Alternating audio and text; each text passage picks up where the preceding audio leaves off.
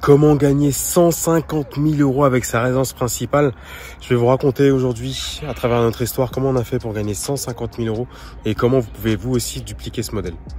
Salut, c'est Willem. Si tu me connais pas, n'hésite pas à t'abonner, à partager, à liker. Sur cette chaîne, je te parle d'immobilier, de business, d'entrepreneuriat, donc tout ce qui est dilemme, résolution de problèmes. Donc si tu kiffes ce genre de format, n'hésite pas à me le dire en commentaire et à suivre la chaîne et à partager en masse. Ok, donc sur notre premier achat-revente, on a fait une plus-value de 150 000 €. Donc avant que je vous donne plus de détails, je vais vous expliquer comment on a fait pour acheter cet appartement.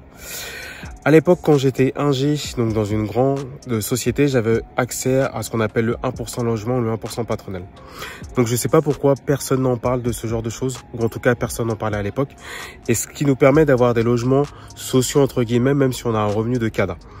Le grand avantage, c'est que vous pouvez sélectionner des villes qui sont très chères entre guillemets à l'achat, et ça vous permet d'acheter des logements qui sont vraiment pas chers dans des villes qui sont vraiment à très fort potentiel.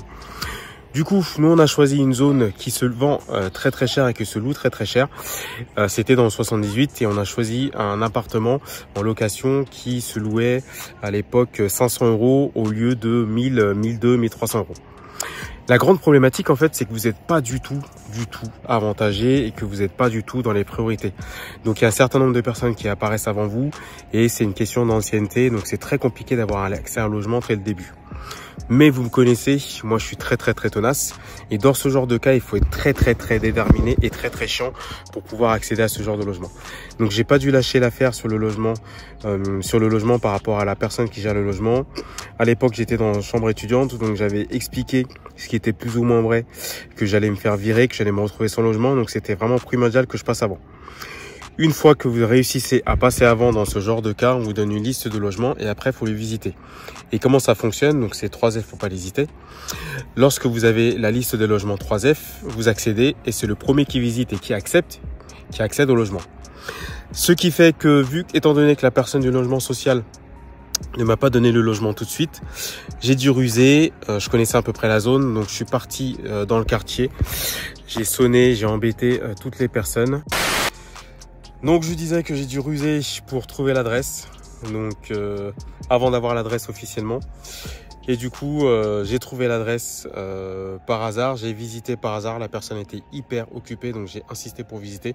Et lorsque j'ai pu visiter, en fait, donc j'étais le premier parce qu'il n'y avait pas encore l'annonce officielle de l'adresse, j'ai pu accepter le logement en priorité et je l'ai eu en priorité.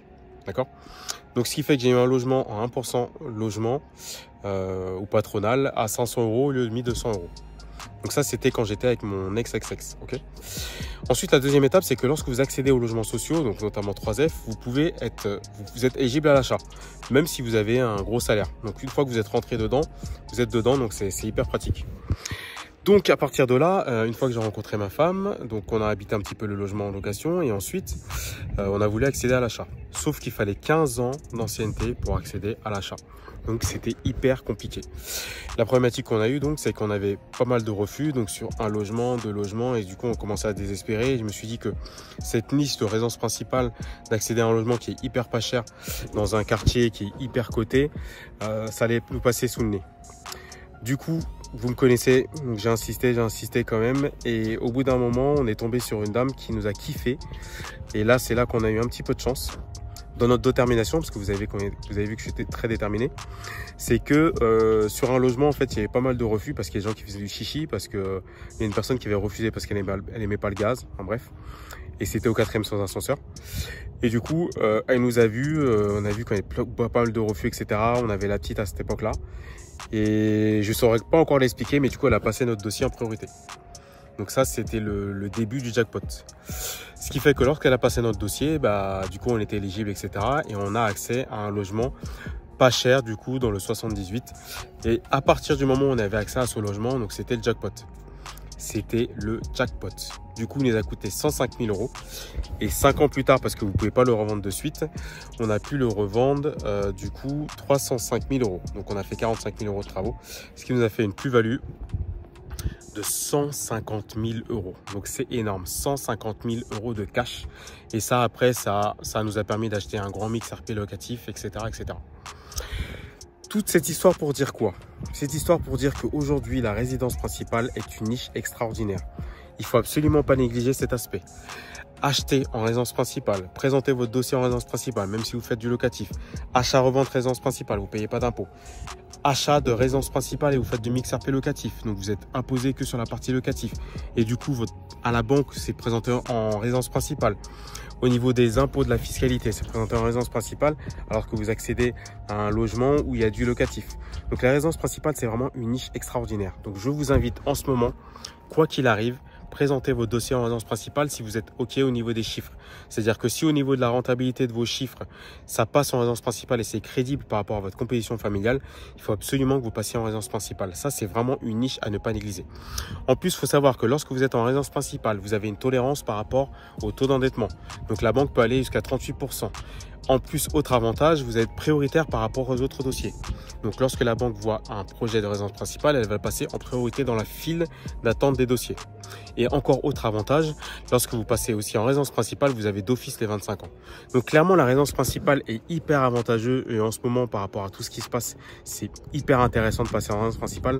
Donc si vous pouvez présenter votre projet en résidence principale, faites-le. Si vous pouvez faire des achats-reventes et que vous avez la possibilité de déménager souvent en résidence principale, faites-le avant de faire du marchand de biens. Donc il faut vous compter que ça fonctionne 2-3 fois.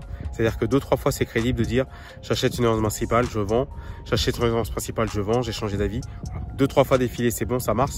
Et après, une 4e fois, c'est un peu compliqué. Voilà donc un petit peu l'histoire de cette 150 000 euros de plus-value. Donc je voulais vous raconter ça vite fait, très rapidement.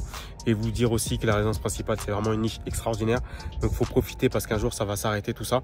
Et un jour, ils vont nous imposer la résidence principale et venir chercher, récupérer de l'argent où ils peuvent. N'hésitez pas à vous abonner, à liker. Si vous êtes encore là, commentez résidence principale. Suivez-moi sur Insta. On se retrouve de l'autre côté.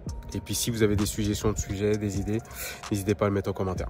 À bientôt, c'était Willem. Ciao.